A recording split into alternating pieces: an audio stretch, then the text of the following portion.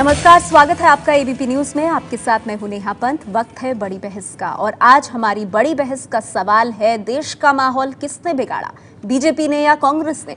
और ये सवाल इसलिए क्योंकि मोदी सरकार के खिलाफ आज सोनिया और राहुल गांधी की अगुवाई में कांग्रेस ने राष्ट्रपति भवन तक मार्च किया। राष्ट्रपति को ज्ञापन सौंपने के बाद आज सोनिया गांधी और राहुल गांधी ने यह कहा कि मोदी सरकार में शामिल लोग ही देश का माहौल बिगाड़ रहे हैं।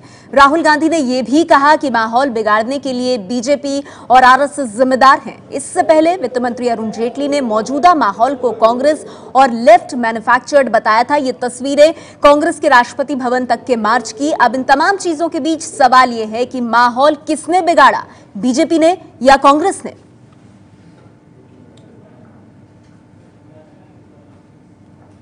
वही तो हम कह रहे हैं, माहौल मैन्युफैक्चर्ड है। आरएसएस के लोग, बीजेपी के लोग मैन्युफैक्चर कर रहे हैं। That is exactly what we are saying. The finance minister is under the impression that there is nothing going on. Maybe he should go to the villages and see what's happening. देश में पूर्ण शांति है, सद्भाव की भावना, सद्भाव का माहौल है और इस देश, ये कभी देश इंटॉलरेंट रहा नहीं है और कभी रहेगा नहीं। और इसलिए राजनीतिक कारणों से इस विषय को उठाने का कोई लाभ नहीं है। तो इस चर्चा में आज के अहम सवाल, आइए उन पर नजर डालते हैं। सबसे अहम सवाल तो यही है कि देश का माहौल किसने बिगाड़ा, बीजेपी ने या कांग्रेस ने? दोनों एक दूसरे पर आरोप लगा रहे हैं। हमारे साथ आज की इस चर्चा में खास मेहमान मौजूद हैं। बीजेपी से सुधांशु त्रिवेदी जी हमारे साथ हैं। सुधांशु जी, देश की छवि तो इससे खराब हो ही रही है। कांग्रेस पार्टी ने आज मार्च किया है और बड़ी बात यह कि देश में साजिश के तहत माहौल खराब किया जा रहा है और प्रधानमंत्री की चुप्पी ही उनकी सहमति है इस बिगड़ते माहौल के लिए। क्या कहेंगे? इसको उधर रखिए, इसमें आवाज आ रही है। देखिए, हमारा स्पष्ट मानना था, जो वित्त मंत्री श्री अरुण जेटली जी ने भी कहा है कि भारत के, देखिए ये लड़ाई एक थोड़ी अलग टाइप की है, आपको पहले समझना पड़ेगा। जैसे एक राजनीतिक लड़ाई आप जीत जाते हैं, उसके बाद व्यवस्था बदलने की लड़ाई होती है। जैसे सन 47 में अंग्रेज चले गए थे, उसके बाद भी 15-20 साल लगे, 10 साल लगे जमींदारी को हटने में, 20 साल लगे प्रिवी पर्स को हटने में और लोगों को यह समझने में कि भाई देखिए, अंग्रेज और हार्वर्ड और कैम्ब्रिज से पढ़े हुए लोगों के अलावा भी कोई देश चला सकता। तो उसी प्रकार राजनीतिक लड़ाई हारने के बाद कांग्रेस और उसके द्वारा प्रायोजित एक वर्ग, मैं सबको नहीं कह रहा हूं, कुछ लोग मिसलीडिंग हैं और कुछ लोग मिसलेड हैं, यानी कुछ भ्रमित हैं और कुछ पूर्वाग्रह ग्रसित हैं, उन्होंने मिलकर इस लड़ाई को करने का प्रयास किया। और आज कांग्रेस ने जो मार्च दिखाया है, उससे तो ये जुगलबंदी साफ दिख गई है। इसमें कहीं कोई इफ एंड बट रही नहीं गया है। और महत्वपूर्ण बात देखिए क्या है, वो लोग खड़े होकर आज इंटॉलरेंस के प्रतीक बनने की बात कर रहे हैं, जबकि हमने हर घटना के ऊपर त्वरित, संवेदनशील और प्रभावी प्रतिक्रिया की। बताइए, जितने लोगों की हत्या हुई है, आज तक गिरफ्तारी सिर्फ एक मैटर में हुई है, गोविंद पानसारे की हत्या में। अच्छा। जो कि महाराष्ट्र में हमारी सरकार कार्यकाल में फरवरी में। जी, आप बड़ा आरोप उल्टा लगा रहे हैं कांग्रेस पार्टी पर। मैं आगे आपको बताऊंगी कि आखिर क्यों सवाल और सुई जो है वो उठ रही है मोदी सरकार की तरफ, लेकिन मैं आपके सवाल का जवाब लेती हूँ। रीता बहुगुणा जोशी जी कांग्रेस पार्टी से हमारे साथ है। रीता जी, जवाब दीजिए, कांग्रेस की अगुवाई में देश का माहौल खराब करने की कोशिश है। आप क्या आग में घी डालने का काम नहीं कर रहे हैं? मार्च से सुधर जाएंगे हालात?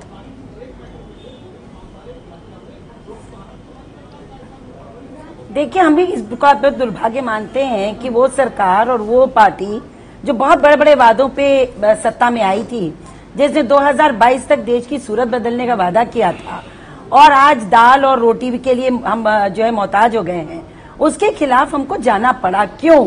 क्योंकि सांप्रदायिक माहौल पूरे देश को ग्रिप कर रहा है। और कभी आपने देखा कि राष्ट्रपति से लेकर समाज के विभिन्न वर्ग, चाहे समुदाय हो, चाहे जातियां हो, या सामाजिक गुट हो, या हमारे साहित्यकार हो, वैज्ञानिक हो, समाज सेवी हो, और यहाँ तक कि अब कॉर्पोरेट वर्ल्ड भी, ऐसे ऐसे लोग जिन लोगों ने हमारे। तो आप बीजेपी आरएसएस पर आरोप क्यों लगा रही हैं? क्या एविडेंस है कांग्रेस के पास कि सीधे आप कह रहे हैं कि बीजेपी आरएसएस के लोग देश का माहौल खराब कर रहे हैं, माहौल बिगड़ रहा है? भाई, जो सत्तारूढ़ पार्टी है वो क्यों माहौल बिगाड़ेगी? क्योंकि देखिए, बड़ा सवाल ये उठता है ना, मंत्री देते हैं जिस तरह का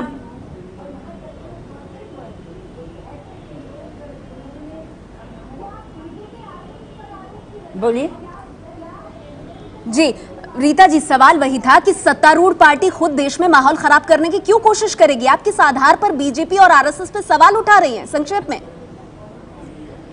हाँ, बिल्कुल बिल्कुल, आपने बड़ा अच्छा प्रश्न पूछा। देखिए इन्होंने क्या वादे किए, हम काला धन 90 दिन में वापस लाएंगे, वादा किया हम रोजगार देंगे, वादा किया कि हम इस देश में खुशहाली लाएंगे, किसान को आत्महत्या नहीं करनी पड़ेगी, उसको बढ़ चढ़कर उसके मुआवजे, उसके दाम मिलेंगे वो उपज के, और कुछ नहीं हुआ।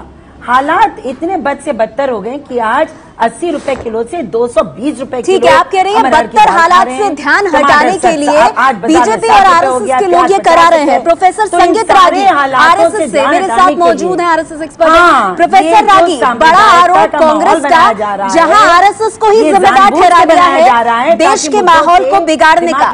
क्या कहेंगे प्रोफेसर साहब?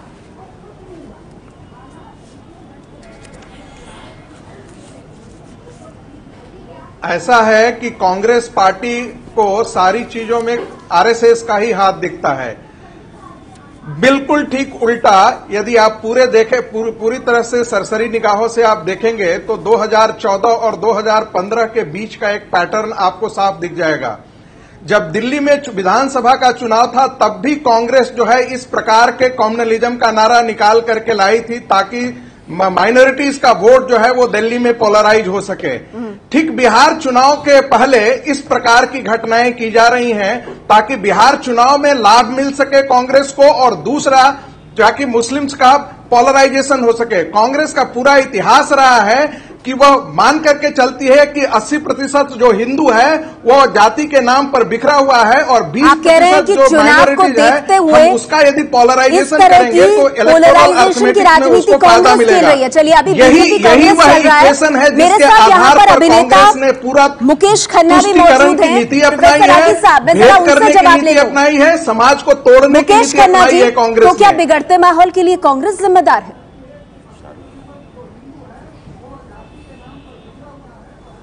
देखिए, मैं एक सिंपल सी बात कहना चाहूंगा कि हमारे देश का दुर्भाग्य है कि यहां अपोजिशन सिर्फ अपोजिशन के लिए होता है, और अपोजिशन इसलिए किया जाता है कि सामने वाली सरकार गिर जाए और हम कुर्सी पे आके बैठ जाए।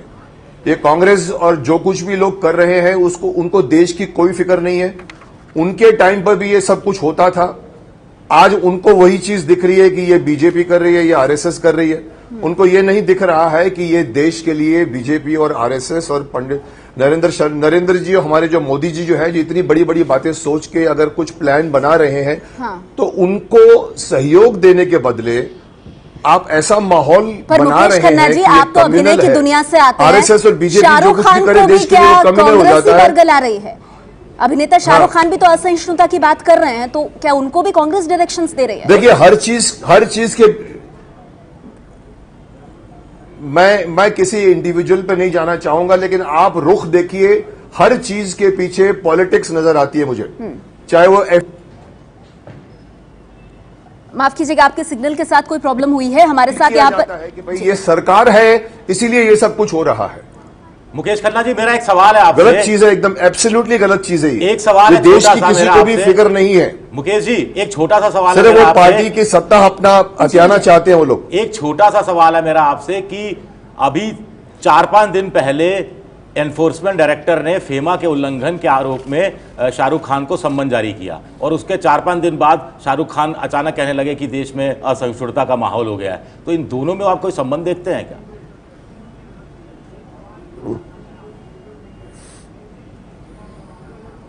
आप मुझसे पूछ रहे हैं? जी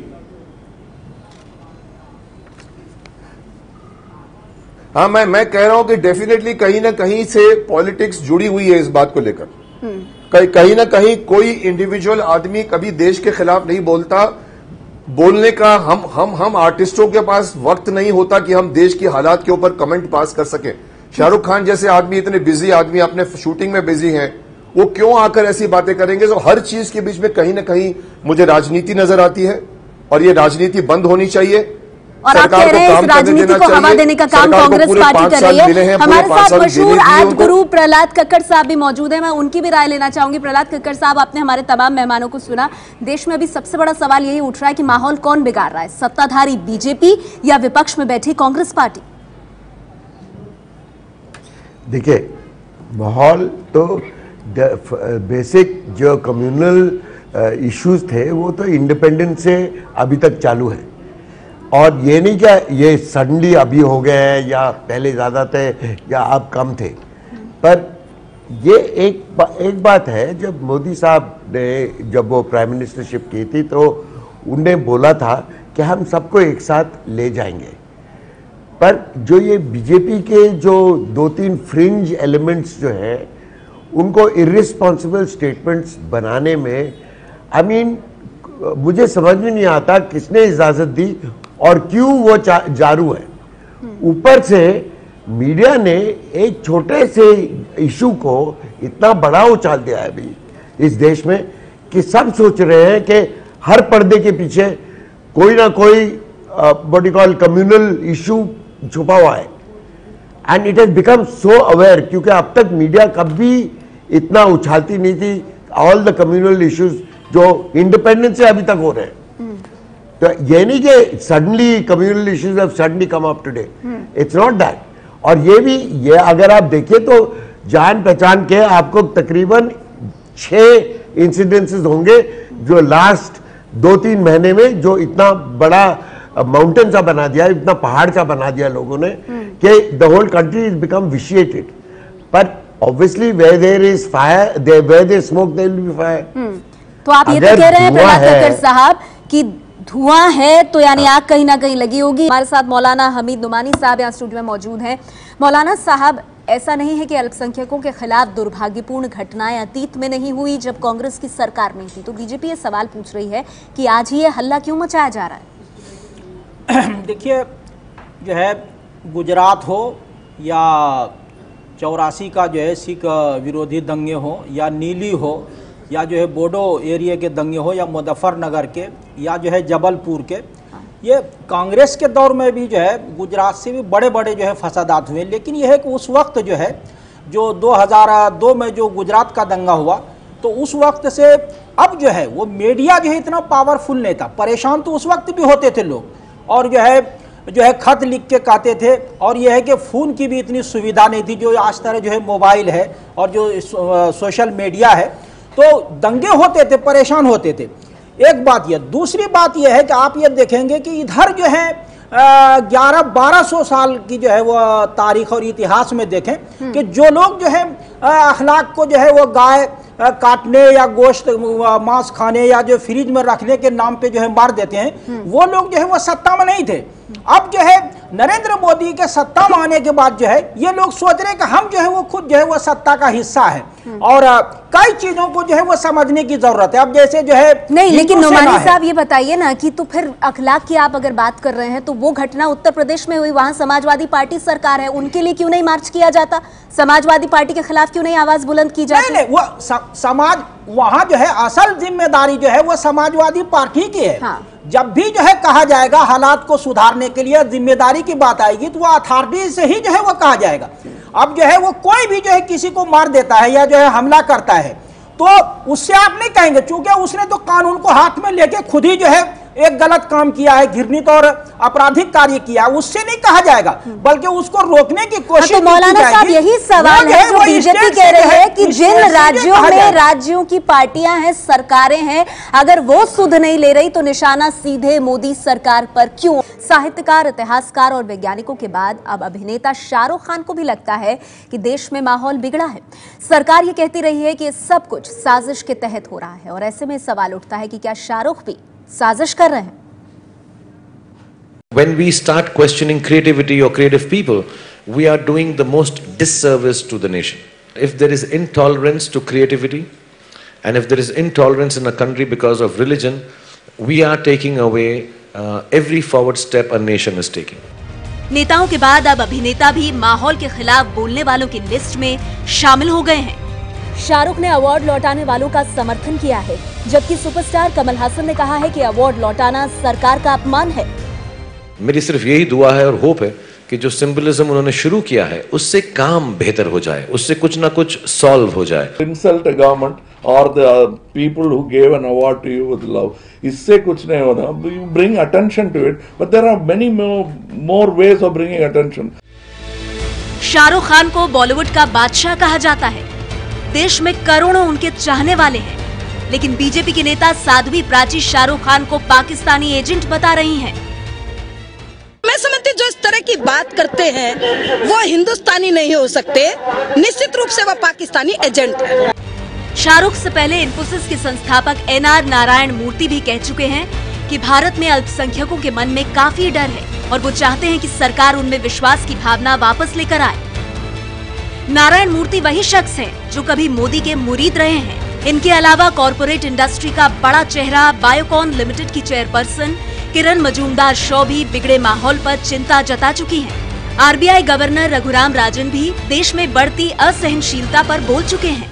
What kind of group sentiment should ideas or behavior that hurt a particular intellectual position or group not be banned? Possibly, but a quick resort to bans will chill all debate, as anyone and everyone will be anguished by ideas they dislike. It is far better to improve the environment for ideas through tolerance and mutual respect. गैर राजनीतिक हस्तियों के विरोध के बाद अभिनेत्री शबाना आजमी ने पूछा है कि नारायण मूर्ति, किरण मजूमदार और रघुराम राजन ने भी बढ़ती असहिष्णुता के खिलाफ अपनी आवाज उठाई है। क्या ये भी कांग्रेसी हैं? इन सवालों के बीच सरकार भी चुप नहीं है। वित्त मंत्री अरुण जेटली ने आज ही कहा है कि देश में ऐसा माहौल नहीं है कि मार्च करने की जरूरत पड़े। ये कभी देश इंटॉलरेंट रहा नहीं है और कभी रहेगा नहीं, और इसलिए राजनीतिक कारणों से इस विषय को उठाने का कोई लाभ नहीं है। सरकार अपनी ओर से सफाई दे रही है, लेकिन जिस तरीके से एक एक करके बड़े लोग विरोध में खड़े हो रहे हैं, उससे देश के माहौल को लेकर सरकार सवालों के घेरे में है। सुधांशु जी, अभिनेता शाहरुख खान भी सरकार के खिलाफ साजिश कर रहे हैं क्या? देखिए, इसमें मैं बहुत कुछ ना बोलते हुए सिर्फ ये कहना चाहूंगा कि विजय विद्रोही जी ने अभी जो प्रश्न किया था मुकेश खन्ना जी से, उसमें इसका उत्तर निहित है। समझने वाले समझ रहे हैं, ना समझे हुआ नाड़ी है।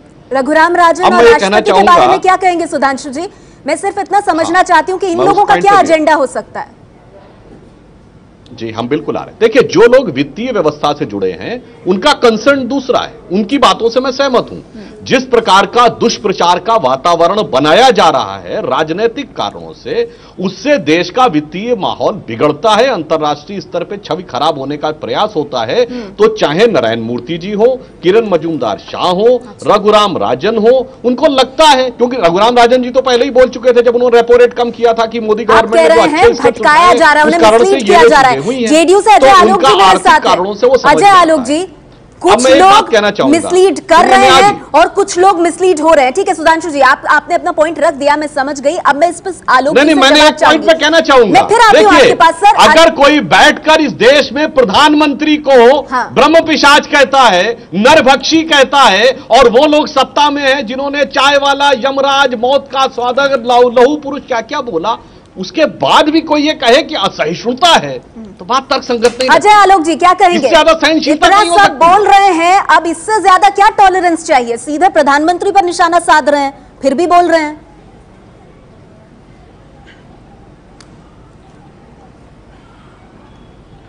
ऐसा है नेहा जी, पहले तो आपको धन्यवाद कि आपने मौका दे दिया। 35 मिनट का डिबेट निकल चुका है। अब दूसरी बात ये समझ लीजिए कि ये बड़ा, सुधांशु जी ने अपने पहले वक्तव्य में बिल्कुल सही बोला था कि राजनीतिक लड़ाई तो जीत हार हो जाती है, लेकिन उसके बाद शुरू होता है व्यवस्था परिवर्तन। तो आरएसएस, बीजेपी ये लड़ाई जीत गई 2014 की, लेकिन अब शुरू हुआ असल में व्यवस्था परिवर्तन, जो आरएसएस के माध्यम से ये व्यवस्था परिवर्तन हो रहा है। चाहे वो संगठित प्रयास हो इंस्टीट्यूशंस को बदलने का, चाहे वो संगठित प्रयास हो मीडिया को कचोटने का, क्योंकि आप लोग को भी दरबारी कह दिया गया है, ये मत भूलिए। प्रधानमंत्री जी ने मीडिया को भी दरबारी कहा है। NJAC supreme court order pass करती है, उसको भी प्रधानमंत्री अरुण जेटली जी कह देते हैं टायरनी ऑफ द अनइलेक्टेड। यहां पे पार्लियामेंट को चलने नहीं दिया जाता है, क्योंकि देश को अपने व्यवस्था से चलाने की कोशिश हो रही है। जेएनयू को कह दिया जाता है राष्ट्रद्रोहियों का अड्डा है ये, 5 जने के लेख में। और आप ये बताइए कि ये लोग बेसिक इस देश की इथोस भूल गए, इस देश का कल्चर भूल गए हैं, प्लूरलिज्म भूल गए हैं। कितना भी प्रयास कर लें, ये प्लूरलिज्म खत्म नहीं होने वाला है, और असहिष्णुता इसी को कहते हैं। नहीं अजय आलोक जी, लेकिन मुझे एक चीज बताइए, लेकिन तब चाहे वो दादरी हो, चाहे वो एमएम कलबुर्गी की हत्या हो, क्या राज्य सरकारों का कोई रोल नहीं है? आप ये कह रहे हैं कि राज्य की बिगड़ती कानून व्यवस्था के लिए भी मोदी सरकार ही जिम्मेदार है? राज्य सरकारों का बिल्कुल रोल है। आप ये बताइए, राज्य सरकारों का बिल्कुल रोल है। आज बिहार में इलेक्शन चल रहे हैं, प्रधानमंत्री आके बिहार में दंगों का जिक्र करते हैं, क्या प्रधानमंत्री को शोभा देता है? क्या प्रधानमंत्री के पद पर बैठा हुआ आदमी सीधे सीधे कहता है कि दलितों पिछड़ों का आरक्षण छीन के मुसलमानों को दे देंगे, क्या ये शोभा देता है? आज तक किसी देश के प्रधानमंत्री ने ऐसे धर्म का इस्तेमाल किया है? और आरएसएस इसको फ्यूम कर रही है। बगल में रांची में बैठे कह रहे हैं कि मुस्लिम संप्रदाय की आबादी बढ़ रही है, देश के लिए बड़ा खतरा है, सोचना चाहिए, नीति बनानी चाहिए। क्या पीछे नहीं है? और अजय आलोक जी कह रहे हैं हर इंस्टीट्यूशन खतरे में है। राइट विंग के हिसाब से देश नहीं चलेगा। इंस्टीट्यूशन पर हमला हो रहा है और कांग्रेस एक कदम आगे बढ़कर कहती है पीएम चुप हैं तो उनकी सहमति है। और साथ ही मैं ये कहना चाहूंगा आपसे, शाहरुख देखिए, मैं खान अजय आलोक जी को बिल्कुल इसका साध्वी उत्तर प्राची देना जो चाहता कहती है कि शाहरुख खान को पाकिस्तान चला जाना चाहिए, उस पर आप क्या कहेंगे? देखिए, इस प्रकार के किसी बयान का हम कतई समर्थन नहीं करते हैं और ऐसा कहना बिल्कुल गिरिराज सिंह ने भी लोकसभा चुनाव में कहा था, जो मगर मैं बीजेपी बात को वोट करना नहीं दे चाहता वो हूं, पाकिस्तान चले जाएं। अभी आपने उनको मंत्री प्लूरलिज्म बना की दिया बात गया। कही। अरे भाई, मुझे बोल लेने दें। देखिए, आपने प्लूरलिज्म की बात कही, अजय आलोक जी आपने बहुत सही उठाया इस विषय को। बोले इस प्लूरलिज्म की डेफिनेशन इस देश में ये थी, हम लोग तो सिर्फ श्रोता कि आपने यू आर अनंत मूर्ति, जिन्होंने अपनी किताबों में लिखा कि मूर्तियों पर पेशाब करना चाहिए, यह अभिव्यक्ति की स्वतंत्रता थी। और उसी केरल में प्रोफेसर टीएस जोसेफ, जिनके बारे में यह आरोप था कि उन्होंने एक प्रश्न पत्र में ऐसा प्रश्न पूछा जो प्रोफेट मोहम्मद के खिलाफ लगता था, तो उनका हाथ काट दिया जाए। यह चीज चलती रहती तो आपको लग रहा था यह प्लूरलिज्म था देश का।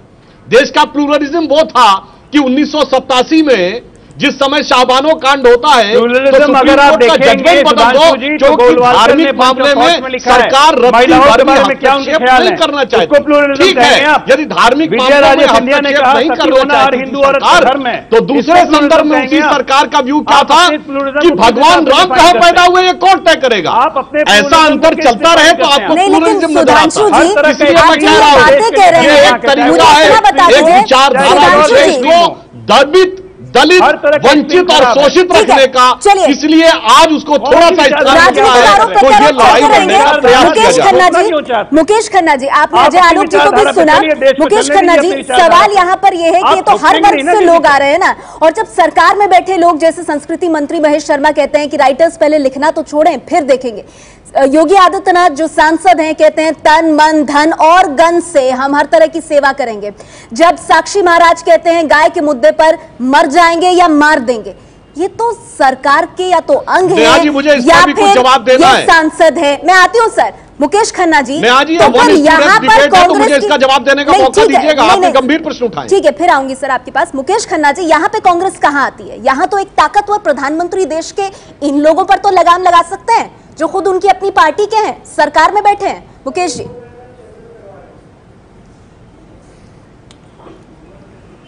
नहीं, मैं ये नहीं कहूंगा कि नरेंद्र मोदी जी कुछ नहीं कह रहे हैं इसीलिए उन पर आरोप लगाया जाए।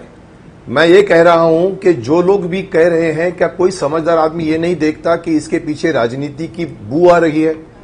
आप सिर्फ ये बात चाहते हैं कि नरेंद्र मोदी जी कह दें तो आपका प्रॉब्लम सॉल्व हो जाएगा।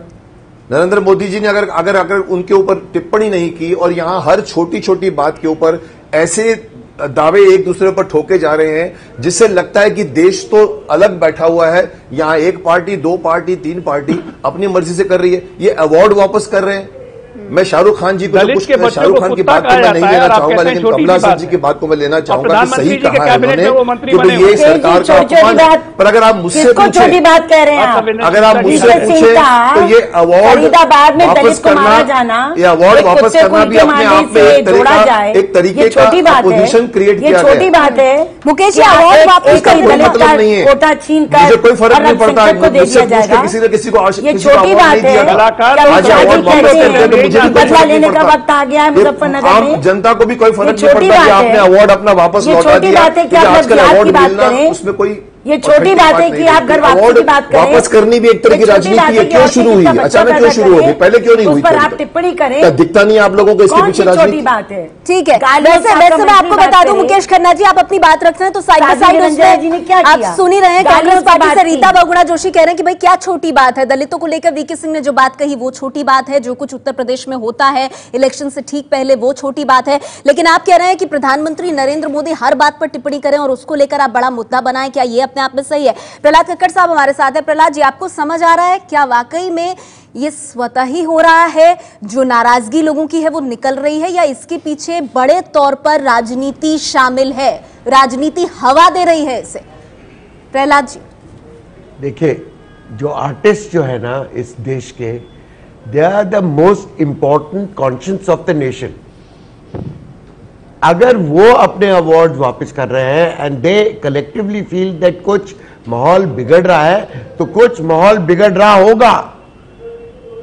द क्रेडिबिलिटी इज, वो राजनीति वीति पे छोड़िए आप, this is a personal agenda of the artist, way they feel that intolerance हो रहा है कंट्री में, इसलिए वो एक साथ अपना अवार्ड वापस दे रहे हैं। That is their own issue.